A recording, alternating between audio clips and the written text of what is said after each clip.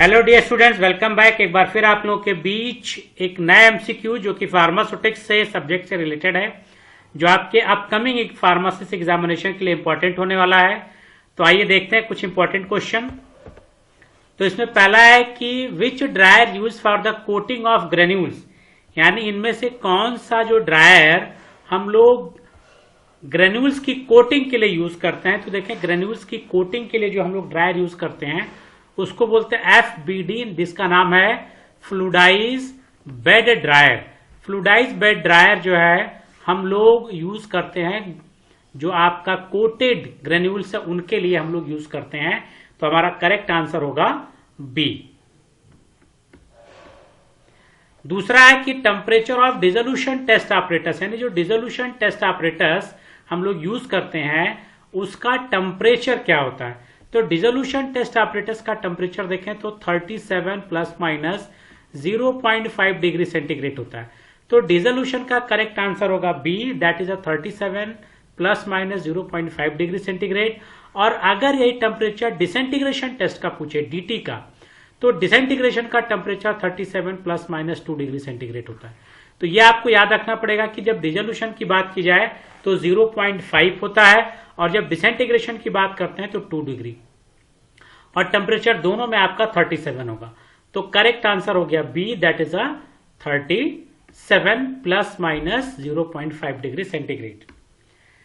तीसरा है the solid solid mixing is example of, यानी सॉलिड सॉलिड मिक्सिंग अगर करते हैं तो किसका एग्जाम्पल है। तो सॉलिड सॉलिड देखें, न्यूट्रल मिक्सचर का एग्जाम्पल होता है। अब इसमें दो मिक्सचर और है, पॉजिटिव और नेगेटिव। पॉजिटिव किसे कहते हैं, जब हम लोग कोई भी मिक्सचर लेते हैं, अगर हम लोग बात करें सॉल्यूट और सॉल्वेंट की, दो चीजों की बात करते हैं। अगर सॉल्यूट सॉल्वेंट में डिसॉल्व हो जा रहा है, यानी मिक्स हो जा रहा है, तो ऐसे मिक्सचर को बोलते हैं पॉजिटिव मिक्सचर। आपने ले लिया NaCl प्लस वाटर, तो ये पॉजिटिव मिक्सचर का एग्जाम्पल है।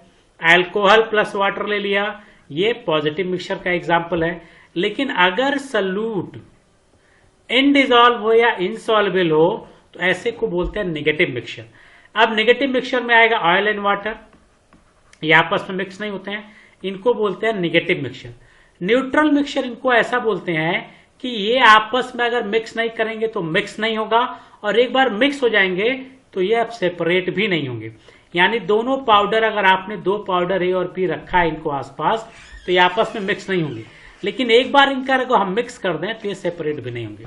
तो ऐसे मिक्सचर को हम लोग बोलते हैं न्यूट्रल मिक्सचर। तो करेक्ट आंसर हो गया C, that is a neutral mixture.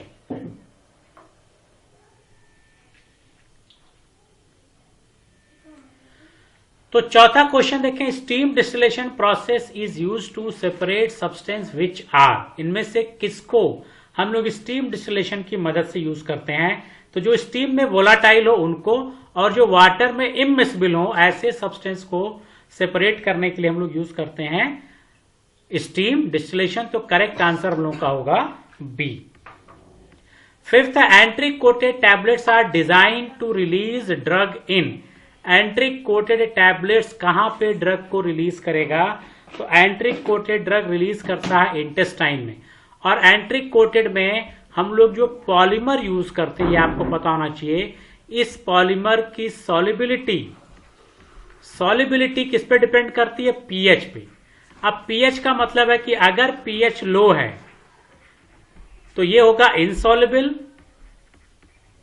और अगर पीएच हाई है तो ये होगा सॉल्युबल।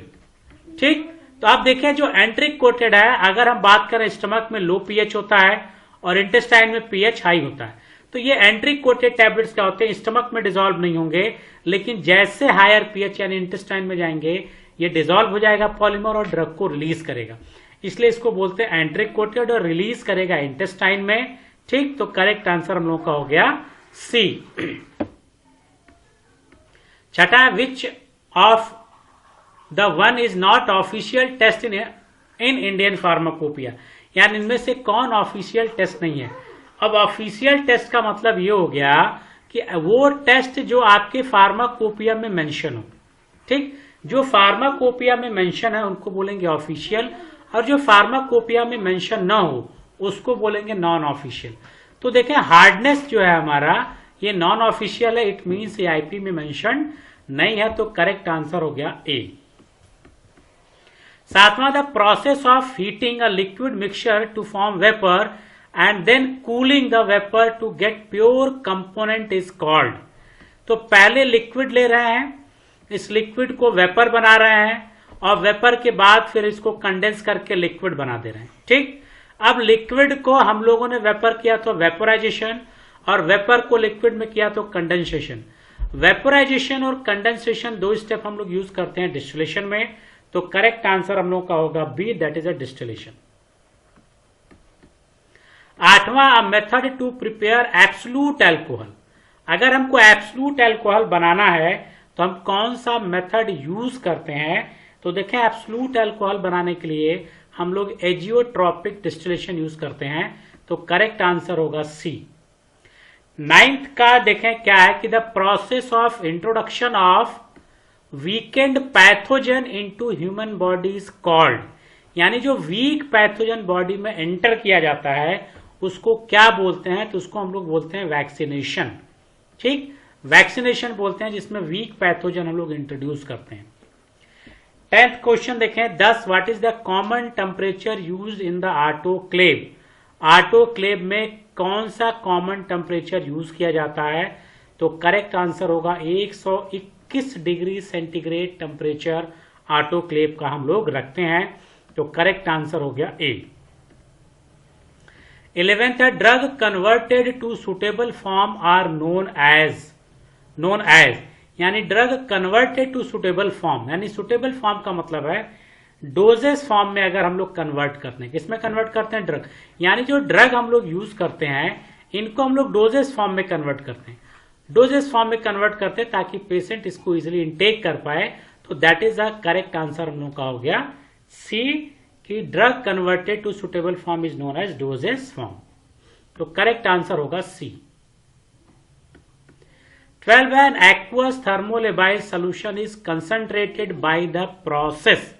यानी थर्मोलेबाइल सोल्यूशन को कंसंट्रेट करना है तो इनमें से कौन सा मेथड हम लोग यूज करेंगे, ये पूछ रहा है। ठीक, तो देखें थर्मोलेबाइल, पहले तो आप ये जान लीजिए थर्मोलेबाइल क्या होते हैं।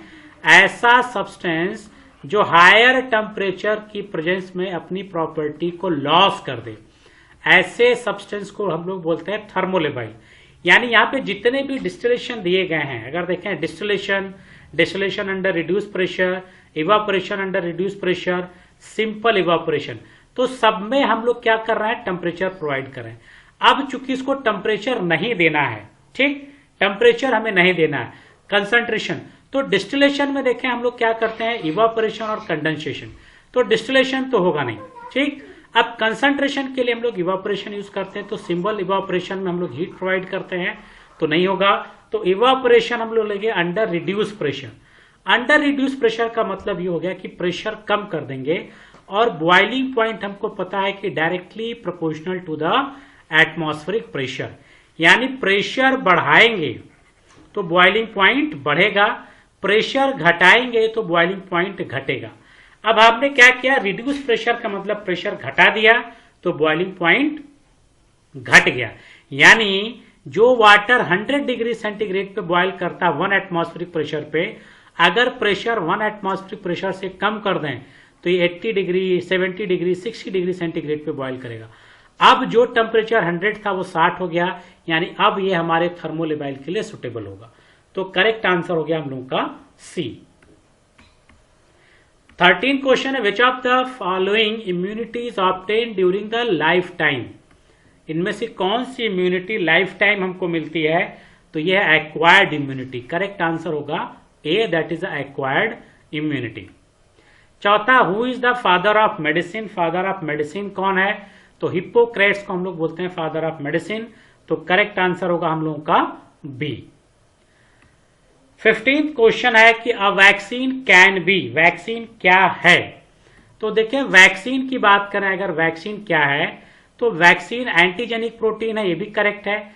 वीक पैथोजन होता है, भी करेक्ट है। लाइव एट्यूनेटेड पैथोजन, ये भी करेक्ट है।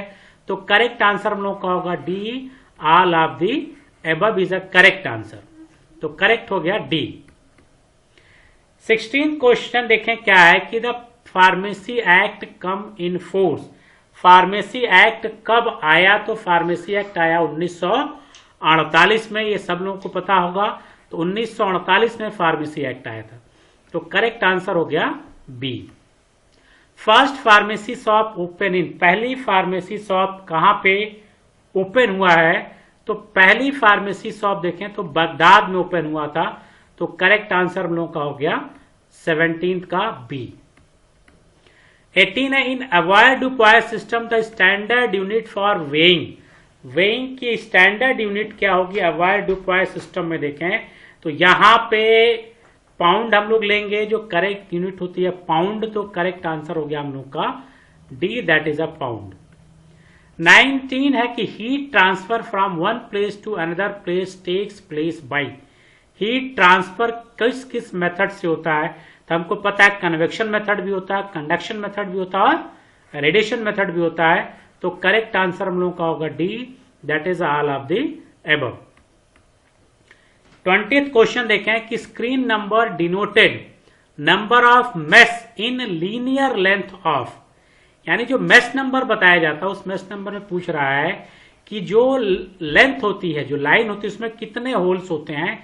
वो लाइन लेंथ पूछ रहा है लीनियर का, तो कितना लेंथ होता है?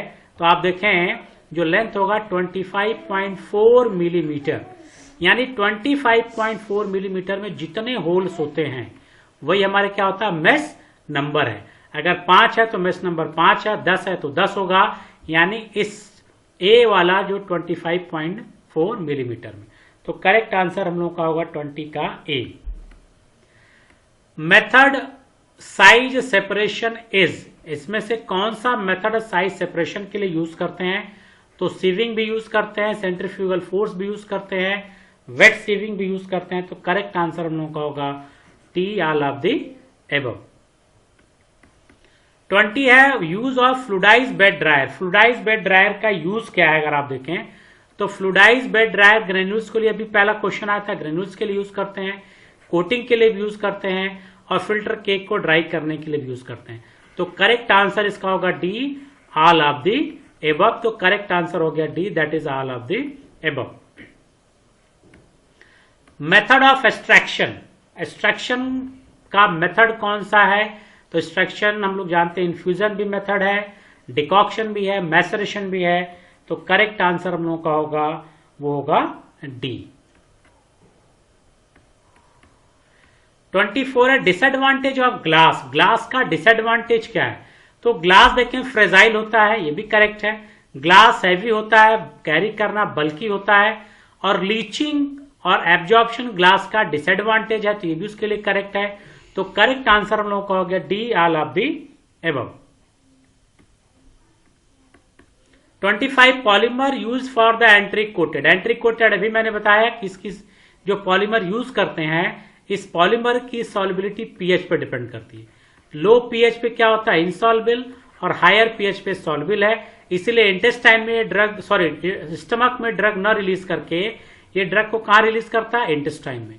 तो यहां पे देखें सेल्यूलोज एसीटेट थैलेट, जहां पे भी थैलेट वर्ड मिले यानी स्टरीफिकेशन किया गया है, ये तुरंत दिमाग में रखना कि एंट्रिक कोटेड पॉलीमर्स होते हैं, यानी इसकी सॉल्युबिलिटी किस पे डिपेंड करती है? पीएच पे। तो ये कुछ इंपॉर्टेंट क्वेश्चन थे जो आपके अपकमिंग फार्मासिस्ट एग्जामिनेशन के लिए इंपॉर्टेंट होगा। फिर कुछ और एमसीक्यूज के साथ फिर मिलेंगे नेक्स्ट वीडियो में। Till then goodbye, have a nice day.